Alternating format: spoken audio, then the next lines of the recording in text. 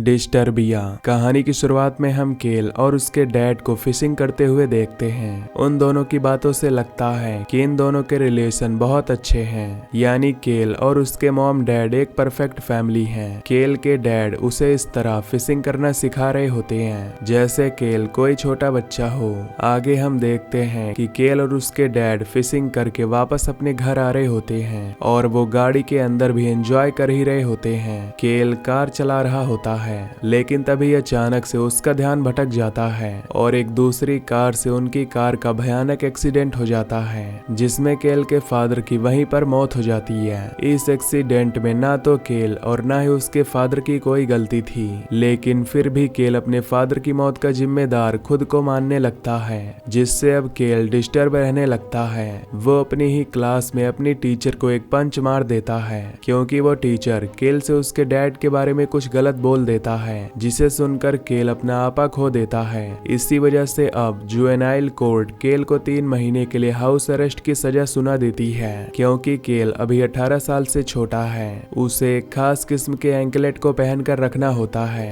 ताकि केल कभी भी घर से बाहर नहीं निकल पाए, और अगर वो ऐसा करता तो वो एंकलेट बीप करना स्टार्ट कर देगा, जिससे पुलिस को पता चल जाएगा कि केल घर से बाहर निकल गया है। उससे केल की हर एक्टिविटी पर नजर रखी जाती है, इसलिए अब वो चाह कर भी अपने घर से बाहर नहीं जा सकता। अब केल अपने डैड की मौत की वजह से परेशान होता है, इसीलिए वो दूसरे बच्चों की तरह चिल करने की कोशिश करता है, वीडियो गेम्स खेलकर और टीवी देखकर। इन सभी चीजों से उसके बिहेवियर में काफी चेंजेस आने लगते हैं, जिसे उसकी मॉम भी नोटिस करती है, जिससे लेकर वो थोड़ा सा परेशान होती है। घर में कैद रहने की वजह से केल के पास टाइम बिताने का कोई और तरीका नहीं होता, इसीलिए अब वो अपने रूम की खिड़की से बाइनकुलर्स के जरिए अपने नेबर्स को देखना शुरू कर देता है, जहां वो देखता है कि उसके पड़ोस में कुछ नए लोग रहने आए हैं, जिनकी एक बेटी एस्ली भी है। एस्ली भी केल की एज की एक टीनेजर होती है, जिसे देखते ही केल उसकी ओर अट्रैक्ट हो जाता है। अब कुछ दिनों तक ये सब ऐसे ही चलता है। केल अपने बेस्ट फ्रेंड रनी को भी सारी चीजें बता देता है, वो भी केल के घर आकर ये सब चीज देखता है। केल अपने सारे नेबर्स की एक्टिविटीज को नोटिस करने लगता है, जिसमें उसके नए नेबर्स एस्ली की फैमिली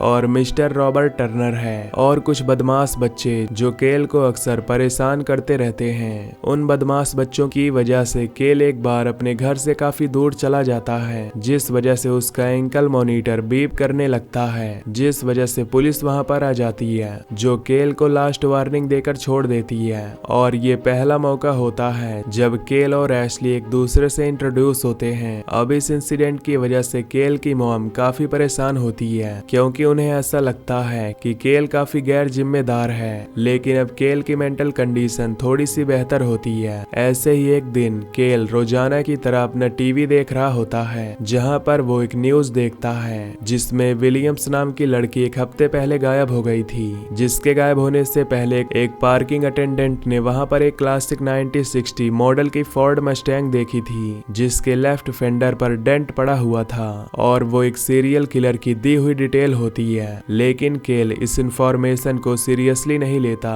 जिसके बाद वो एक बार फिर से एस्ली को दूरबीन से देखने के लिए चला जाता है। वो एस्ली को एरोबिक्स करते हुए देख रहा होता है, जहां एस्ली उसे खुद को देखते हुए नोटिस कर लेती है, लेकिन तभी उसके डैड वहां पर आ जाते हैं, जिनसे एस्ली की बहस हो जाती है। केल ये सब कुछ देख रहा होता है, लेकिन तभी उसकी नजर अपने दूसरे पड़ोसी रॉबर्ट टर्नर की तरफ जाती है, जो एक ब्लू कलर की क्लासिक फोर्ड मस्टैंग ऑन करता है। केल उस मस्टैंग को देखकर सोच में पड़ जाता है कि कहीं ये वही मस्टैंग तो नहीं जिसके बारे में न्यूज में बताया जा रहा था, जिसकी पुष्टि करने के लिए वो उसके फेंडर को देखता है, जिस पर वैसा ही डेंट होता है जैसा पार्किंग अटेंडेंट ने बताया था। केल ये देखकर सोच में पड़ जाता है कि कहीं मिस्टर टर्नर ही तो उस लड़की के गायब होने का कारण नहीं है, जिसके अगले दिन वो न्यूज़पेपर में उसी लड़की विलियम्स के बारे में पढ़ता है। केल मिस्टर टर्नर को नोटिस करना शुरू कर देता है, जहां पर वो नोटिस करता है कि मिस्टर टर्नर काफी क्रूअल है। वो ये सारी बातें अपने दोस्त रनी को बता देता है, जो गायब हुई लड़की विलियम्स के ऊपर रिसर्च करने लगता है, जहां पर उसे पता चलता है कि विलियम्स के गायब होने के बाद पुलिस को जो सबूत मिले थे वो 3 साल पहले हुए ऑस्टिन मर्डर से हूबहू मिलते थे, जिसमें 7 लड़कियों की बेरहमी से हत्या कर दी गई थी। पुलिस को वो कातिल तो कभी नहीं मिला, लेकिन टेक्सास में उन्हें एक बंद घर के अंदर से उन्हीं 7 लड़कियों के फोटो मिले थे और स्ट्रेंजली मिस्टर टर्नर भी टेक्सास से यहाँ पर शिफ्ट हुए थे।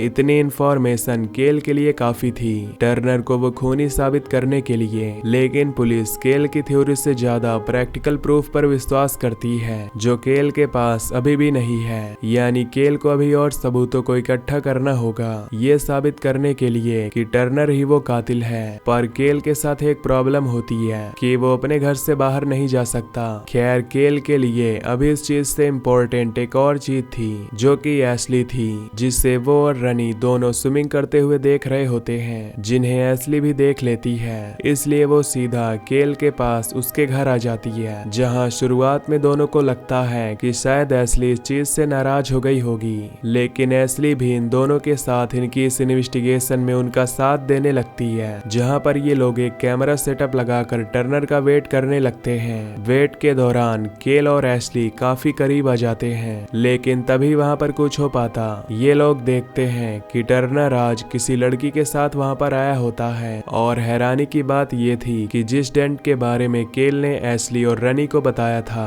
आज वो डेंट भी उसकी गाड़ी से गायब था।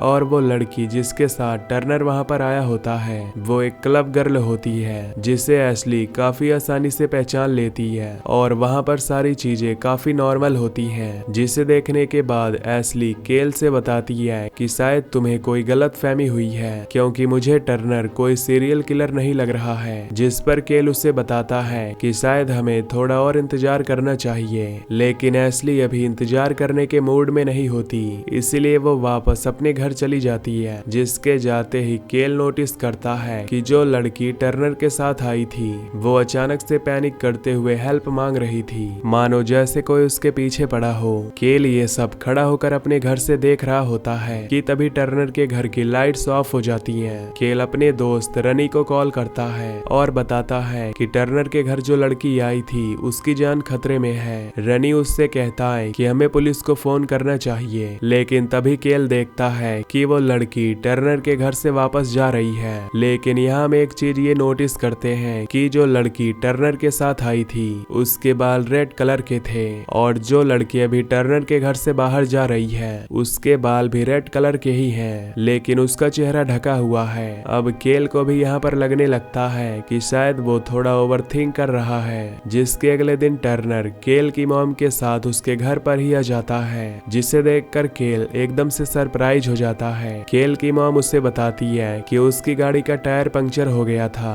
और टर्नर ने उसे चेंज करने में उसकी हेल्प की है। वहीं टर्नर केल से बात करने लगता है। उन दोनों की कन्वर्सेशन से ऐसा लग रहा था कि जैसे टर्नर को पता है कि केल उसके ऊपर नजर रख रहा है, वो उसे बातों ही बातों में धमकाने की भी कोशिश करता है। जहां आगे अब हम एक बार फिर से केल, रनी और एशली को बात करते हुए सुनते हैं। केल फिर से उन्हें कन्विंस करने की कोशिश करता है कि टर्नर अपने घर में कुछ तो छुपा रहा है, लेकिन एशली अभी भी केल की बातें मानने को तैयार नहीं थी। जिसके बाद अगले सीन में हमें एशली का घर दिखाया जाता है, जहां पर एक पार्टी चल रही होती है, जिसमें केल एशली को दूरबीन से देख रहा होता है। वो एशली की पार्टी को रुइन भी करने की कोशिश करता है, हालांकि उसके इंटेंशंस बुरे नहीं होते, बस वो एशली को किसी और लड़की के साथ देखकर जेलस फील कर रहा था। अब इस चीज से गुस्सा होकर एशली केल से बात करने आती है, लेकिन बात करते करते वो दोनों इंटीमेट होना शुरू हो जाते हैं। लेकिन तभी उन्हें टर्नर के घर से कुछ आवाज आती है, और जब ये दोनों खिड़की से जाकर घर की तरफ देखते हैं तो पाते हैं कि टर्नर एक पैकेट को घसीट कर अपने गैराज के अंदर ले जा रहा है, जिसके अंदर खून लगा हुआ है। अब ये देखकर एशली भी समझ जाती है कि सच में टर्नर अपने घर में कुछ न कुछ छुपा रहा है। इसीलिए अगले दिन केल, एशली और रनी एक प्लान बनाते हैं। वो तीनों टर्नर के घर के अंदर क्या राज छुपा है पता लगाने का डिसाइड करते हैं। रनी टर्नर की गैर मौजूदगी में उसकी गाड़ी के अंदर घुसने लगता है, जबकि एशली टर्नर को फॉलो करती है, और इधर केल इन दोनों को गाइड कर रहा होता है। दरअसल रनी टर्नर की गाड़ी से उसके गैराज का कोड ढूंढने जाता है। उधर एशली इन दोनों को बताती है कि टर्नर अभी भी मेरे सामने है, तुम आसानी से गाड़ी से कोड ले सकते हो।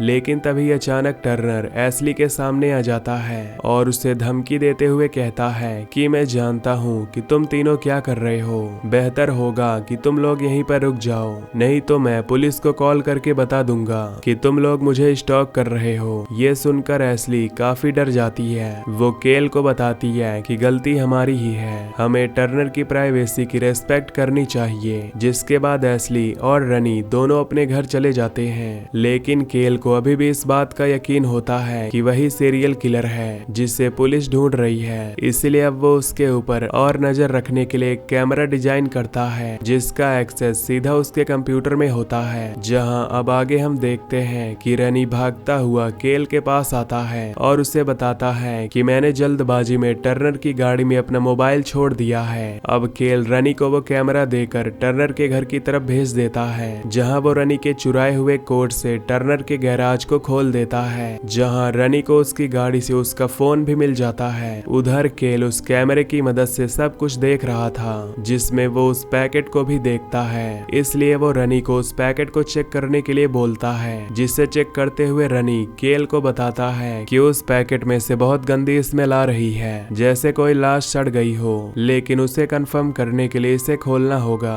लेकिन इससे पहले कि वो उस पैकेट को खोल पाता, तभी वहां पर टर्नर आ जाता है और अब अपने दोस्त रनी को फंसता देख केल उसे बचाने के लिए टर्नर के घर की तरफ भाग जाता है। और इससे पहले कि वो उसके घर के अंदर घुस पाता, वहां पर पुलिस भी आ जाती है, क्योंकि केल का एंकल मॉनिटर बीप करना स्टार्ट कर देता है। पुलिस वाले केल को अरेस्ट कर लेते हैं। तब केल उनसे कहता रहता है कि इसने मेरे दोस्त को किडनैप किया है, प्लीज इसके घर की तलाशी लो। जिसके बार बार इंसिस्ट करने पर आखिरकार पुलिस वाले उसके घर की तलाशी लेने के लिए मान जाते हैं, जहां उन्हें उसके गैराज में वही पैकेट मिलता है, जिसमें से एक मरे हुए हिरन की लाश मिलती है। केल ये देखकर हैरान हो जाता है, जबकि इधर पुलिस वाले केल को एक और बार वार्निंग देकर वहां से चले जाते हैं। केल की मॉम उसे समझाती है कि तुम जो कुछ भी सोच रहे हो वो सही नहीं है। उधर रनी छुपते हुए टर्नर के घर से वापस केल के पास आ जाता है, जो उसे बताता है कि उसके घर में कुछ नहीं है, तुम्हें अब ये सब बंद कर देना चाहिए और ये लो अपना कैमरा, जिसमें उसके घर की रिकॉर्डिंग है। लेकिन केल अभी भी इस बात को नहीं समझ पा रहा था कि आखिर वो गलत कैसे हो सकता है। जहां पर आगे वो अपनी मॉम को टर्नर के घर पर देखता है, जो उससे केल के लिए माफी मांगने जाती है। जिस बीच वो उस वीडियो की रिकॉर्डिंग को देखने लगता है जो उसे रनी ने दी होती है, जिन्हें देखते हुए उसे उस वीडियो में कुछ ऐसा मिलता है जिससे वो कंफर्म हो जाता है कि टर्नर ही वो सीरियल किलर है। केल को वो लाल बालों वाली लड़की की लाश मिलती है। उधर केल की मॉम भी जब वापस अपने घर आ रही होती है, तो पीछे से टर्नर उसे घायल कर देता है। जिसके बाद वो केल के घर पर आकर पहले रनी को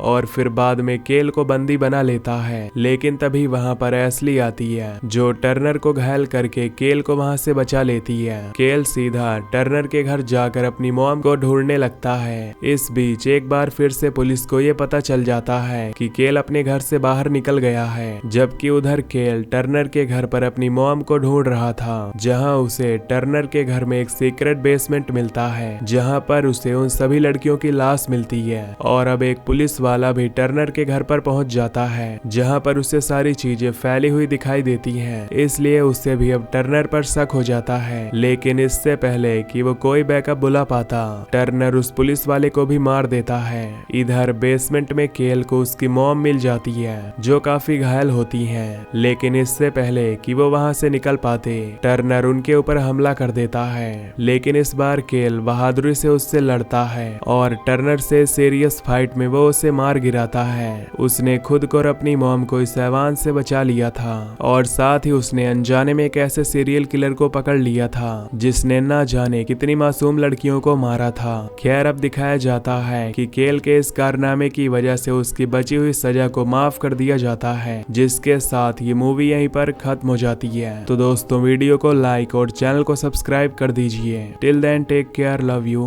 बाय बाय।